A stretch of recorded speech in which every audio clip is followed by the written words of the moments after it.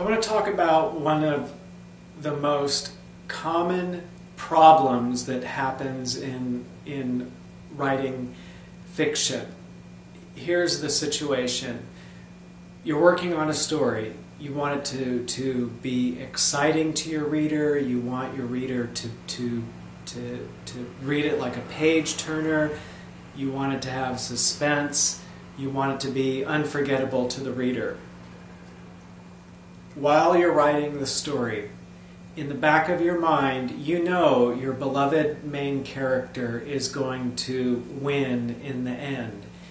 While you're setting up situations, leading your main character into those situations, having things happen, you want it to be an adventure that's exciting, but one that shows the strength and the intelligent, quick-thinking, problem-solving virtues of your main character.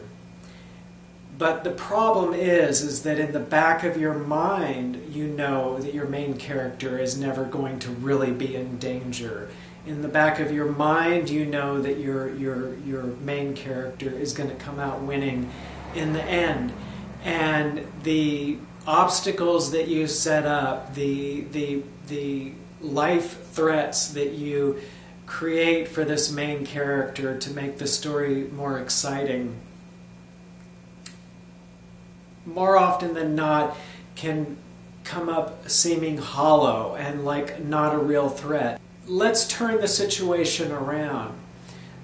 Let's look at this situation from the outside. You're trying to create forces that threaten and hold up and could possibly destroy your main character, and yet you don't want to create them, build them, set them up in such a way that it would actually happen.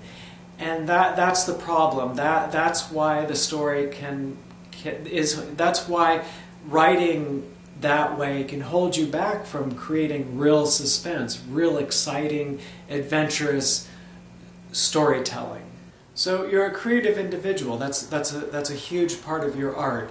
But if your creativity is being used to come up with obstacles and threats and dangerous situations for your main character that were never meant to be obstacles or threats or dangers, then all of your creative gear turning, trying to pull things out of the air, ideas, brainstorming, will only reach so far. My whole point to this video is that if you spend all your creative time coming up with ways to save for the main character, to save him or herself, or to get out of these threatening situations, that's a much better use of your creativity than trying to come up with creative situations that appear threatening and problematic, but you already know in the back of your mind that ultimately they won't be. How do we go about doing this? Well, as an exercise, write a story and come up with a main character, an individual that you care about, and go ahead and kill them off. Go ahead and let the wrong thing happen. Let the tire go flat on the mountain road. And after you have done that, after you have taken your main character to the grave, go back and try to think of creative ways that character can find their way out. And that use of creativity, and these need to be convincing creative ways, that use of creativity can leave behind threats that seem real and suspense that really does make the reader want to turn the page to find out what happens. So in the first phase of this approach, you want to forget about writing the great adventure story. You want to forget about writing the great suspense story, action story, and think about writing a story where you torture your reader by creating someone that your reader wants to pretend they are. They want to occupy that main character and go on an adventure, and then take them to their destruction. Go ahead and let them get further and further into the problem, into the fire, into get pulled more into that situation that is going to tear them to pieces. And go ahead and torture your reader by taking it to the ultimate bad thing that can happen. And that's a very different style of writing than writing an adventure story. You're basically creating a situation where you're going to let the reader become that main character, and then let it go to the ultimate, the last thing they want to have happen to that main character. And that does not actually take a lot of creative energy. That does not actually take a lot of great creative problem solving. Remember, with creativity is a lot about problem solving. It's about thinking of these convincing ways that things can get worked out, and things can be changed, and obstacles can be avoided.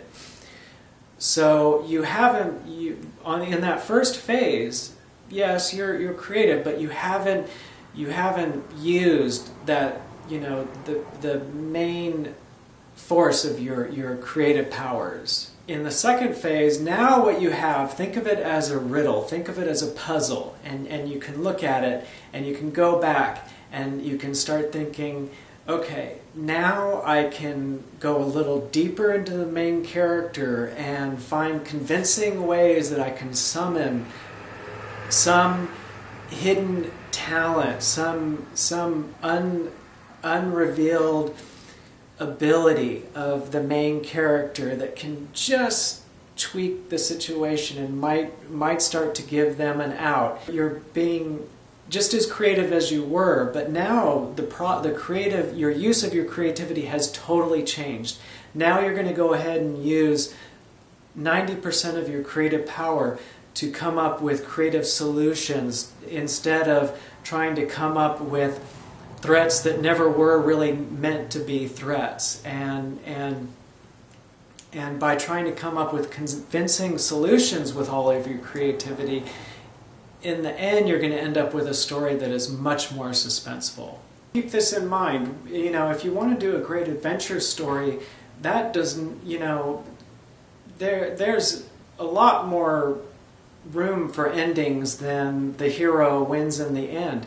Maybe the hero does die, but they leave behind, something that can help their next of kin, or there is some good outcome that comes out of it. This idea of while you're creating, being this sort of behind the scene protector and guide for the main character, it's really a drawback. If in real adventures there are real losses that are suffered, and having even the end include those. There are great stories where the main character loses an arm by the end of the story, or suffer real losses, and yet there's something good that comes out of it, and at the end your reader knows that because of the strength of the heart of your main character, they'll always manage, and that they made the best of their situation, and your reader will be satisfied with that, and still think, and in many cases think of that as a more satisfying read than one where by the end the main character doesn't have a scratch on him and is doing absolutely wonderful. Thanks for watching this video, and I hope that your writing goes very well. If you have the time, please check out my illustrated story that I'm working on called Terrible Immunity. I'm working on putting episodes to watch for free at solomation.com, and also to encourage me to make more of these tutorials. Hit the like button, leave a comment, and subscribe. And again, I hope your writing goes really good, and have a good day.